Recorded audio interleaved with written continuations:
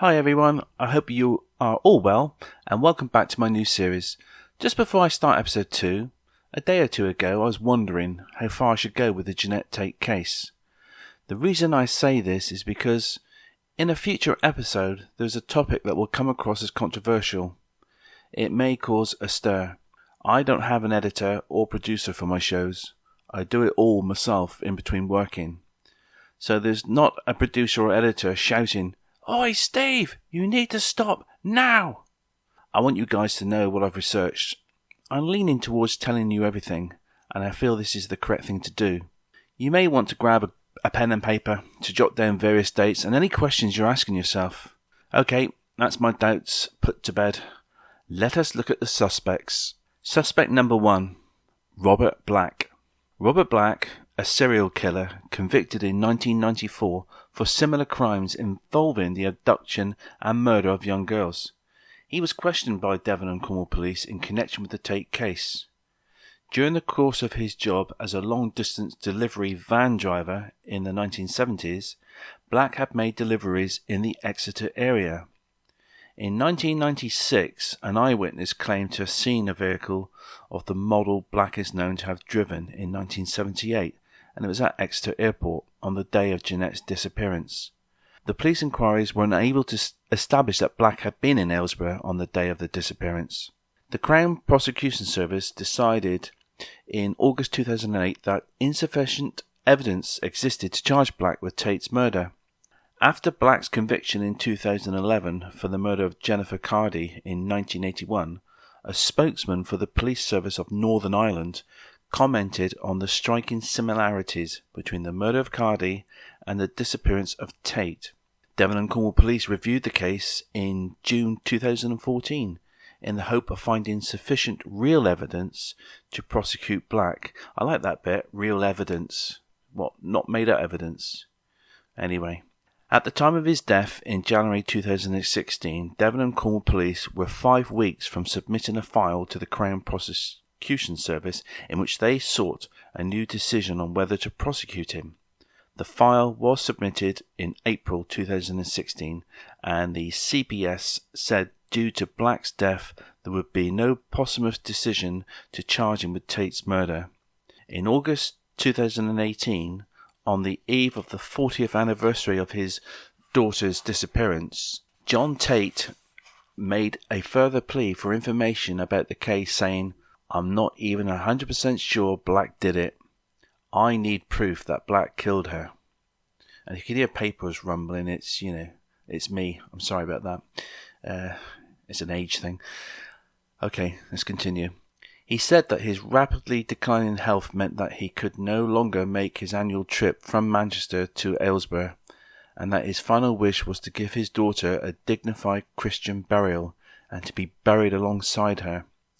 He died in April 2020, aged 77, with the case still unsolved. Okay, let's look at the timeline involving Robert Black. 19th of August 1978, Jeanette Tate disappears from Aylesbury near Exeter, Devon, while delivering newspapers. Thousands of people turned out to search the countryside for her. 1994, Robert Black was given 10 life sentences for the abduction and murder of 3 young girls. 1998, Black first interviewed in connection with Jeanette Tate case, but denies involvement. 2002, new hope after Jeanette's DNA was found on one of her jumpers, which will allow her body to be identified quickly if discovered. 2005, Devon and Cornwall police interview Black again and send a file to the CPS. 2008, the CPS decides there's insufficient evidence to charge Black. 2011, Black is convicted of a 4th child killing. 2014, police ask prosecutors to look at bringing charges against Black. January 2016, Black dies in prison. April 2016, 2 new witnesses come forward. Evidence has since confirmed that Black was nowhere near the location at the time of the abduction. I say abduction, but this only applies if we know she's been abducted. There has been no physical evidence implicating somebody for the crime of abduction. It is also true that there isn't any evidence to show that she is deceased, although it is more than likely. No body to tell a tale or yield valuable DNA. It seems to me the police found it handy to blame a known child murderer, making the crime fit the person. Of course, we know this has happened before. If you are like me and you're thinking it, then ask the question, were the police protecting somebody else? Suspect number 2. The Alfa Romeo driver. A Hollington man who believes he met Jeanette Tate's killer 48 hours after the 13-year-old disappeared in 1978 says he spent the last 30 years agonizing over the initial police investigation. Melvin Brady, 56, believes a red herring cost detectives their big chance to break the case. Devon and Cornwall police say Brady's information has not been able to assist them in the long-running inquiry. Mr. Brady does not believe convicted child killer Roger Black, who was serving 10 life sentences, was involved in the teenager's disappearance. The CPS has declined to bring charges against Black. They said at the time it wasn't in the public interest. Mr. Brady has pieced together detailed information about the movements of a suspect he says the police never made public. He is adamant Jeanette was murdered the day she went missing and her body dumped in Woodbury Woods. His theory is her killer was a member of the armed forces, possibly a soldier who was based at Taunton but undergoing training near Exeter. Mr. Brady said, "I've been frustrated pulling my hair out for the last 30 years. I gave them the information, but none of it ever came out. They just kept running with the same story." Mr. Brady, a keen darts player, was at the Tucker's Arms in Dulwood 2 days after Jeanette vanished while delivering newspapers. He worked for the former J.H. Shand of Axminster and had popped into the pub for a packet of cigarettes. Mr. Brady said, "This bloke dropped in and he was up to no good. He was about 30 years old and had dyed black hair, bushy eyebrows and blue eyes with flecks in them. I remember he was wearing a white shirt with rolled up sleeves, black trousers and brown shoes. He was like a cat on a hot tin roof looking around. I noticed he had parked his car on the corner, not right outside the pub. Later, police appeals described a man detectives wanted to trace in connection with Jeanette's disappearance. Mr. Brady said he matched the description perfectly. What the police got wrong was the make of his car. It wasn't a maroon Triumph Dynamite, but a chocolate-coloured Alfa Romeo Spider, which had been modified and had a vinyl roof, low wheels and a low sump. I believe he was on his way back to Taunton. He said he originally came from Sussex, but something he said made me believe he was in the armed forces. 2 weeks after Jeanette's disappearance, convinced he had vital information, Brady went to Heathertree Road Police Station in Exeter. He claims he told the Herald nobody involved in the investigation was available to see him, but he left his contact details. Police were this week unable to verify Mr. Brady's claim. Mr. Brady said, "Every day I waited for that knock on the door." He recalled, "They didn't contact me for 2 years, and they have never taken a formal statement. The police have never made any appeals for information about an Alfa Romeo. They have stood in the way of a possible breakthrough." Mr. Brady has a map showing what he believes to be the movements of Jeanette's abductor. I said that wrong then, sorry about that. Pieced together with the aid of alleged eyewitnesses' account. He is certain the man went into the village pub in Aylesbury before snatching Jeanette from her bicycle. From Aylesbury he went to Marsh Green and then a quarry, but found himself blocked in, said Mr. Brady. He drove back towards Aylesbury and then travelled to White Cross, where a vehicle was seen travelling at speed towards the A3052. Mr. Brady believes Jeanette was in the car at the time. He thinks she was killed and dumped in the woods before her murderer returned to his training base near Exeter. 2 days later, he believes the man was returning to Taunton when he stopped off in Dulwood. Mr. Brady told the Herald, "I just want Jeanette's family to know what I believed happened." A spokesman for Devon and Cornwall Police said, "We have interviewed Mr. Brady a number of times and have fully considered the allegations he has made. At this time, the information he has provided us has not been able to assist us in the inquiry. Despite this being a massive investigation with files having been submitted to the Crown Prosecution Service, we have not been in a position to charge any individual, but we will continue to follow up any new leads appropriately. Okay, so this is back to me talking now. So I have a few questions from this piece. How far did the police investigate this? And I can almost feel Mr. Brady's frustration. Were the armed forces in the area looked into, or indeed spoken to? Why haven't the police provided evidence of their investigative work at said military bases? A distinctive car would stick out like a sore thumb. Was an investigation on an Alpha Spider conducted? Were any owners sought out? What do you guys think? This could be credible evidence of the killer, couldn't it? Suspect 3. Ian Bealey. I never heard of this suspect before, and I'm surprised that Ian Bealey wasn't a prime suspect. So, let us look at his timeline on the day Jeanette went missing. At 2:30 p.m, August 19th, 1978, Bealey completes his last job at a farm 7 miles from Aylesbury.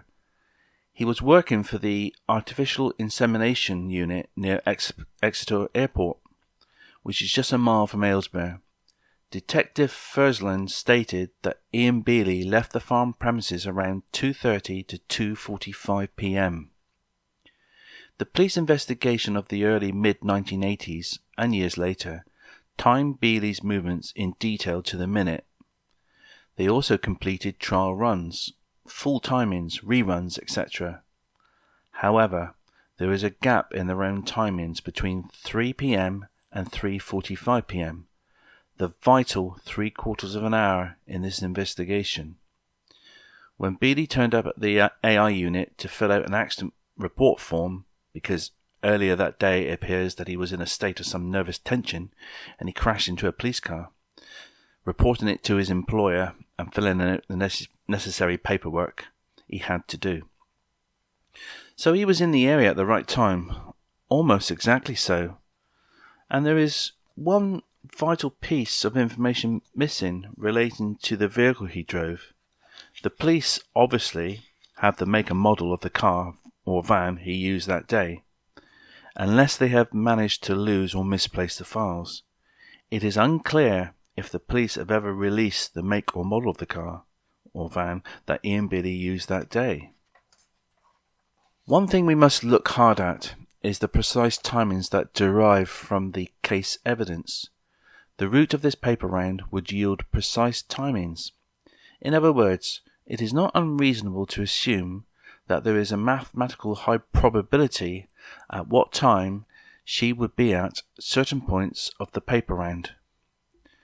The time she left Aylesbury is known, also when she picked up the papers from the stop on the main road, where and when Tony Hammond, Jeanette's boyfriend, was on that afternoon, and when the varied witnesses saw her in the lane.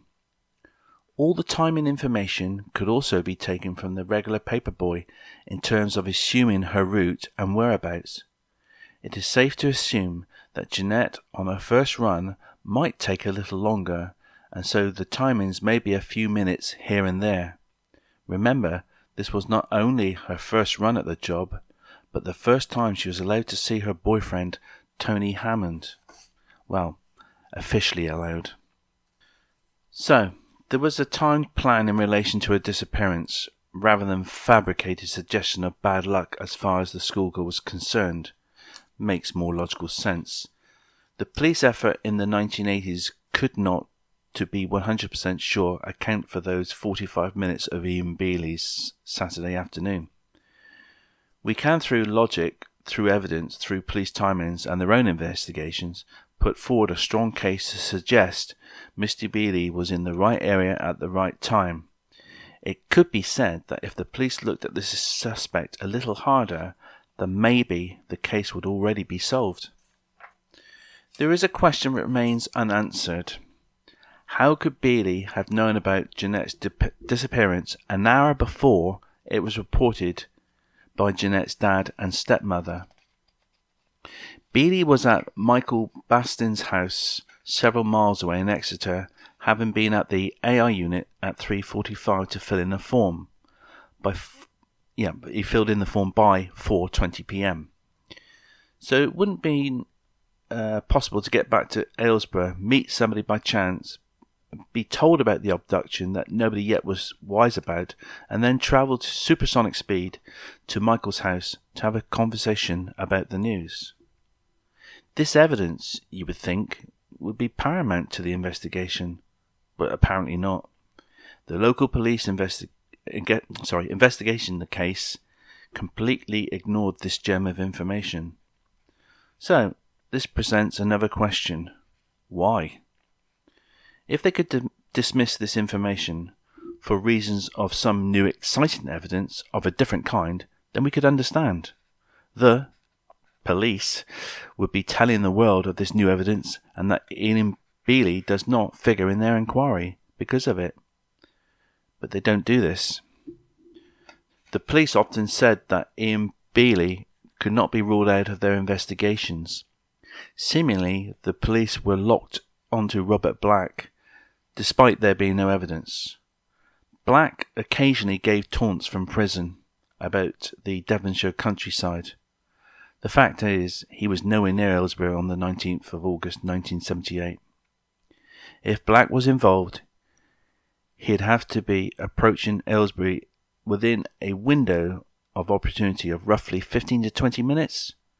6 independent witnesses, a policeman's wife and her daughter, Tracy Pratt and Maggie Heavey, that was Jeanette's friends, and the Gormans further up the lane, and in the village of Aylesbury itself, saw a maroon Triumph car, not a red transit van. We understand that other witnesses saw this same car in Honiton that afternoon. Ian Bealey, as far as I know, is now at a prison, having served an unusually long 27-year sentence for his 1981 murder. As are his rights, he doesn't have to speak to the police unless they charge him, and even then he can answer each question with no comment.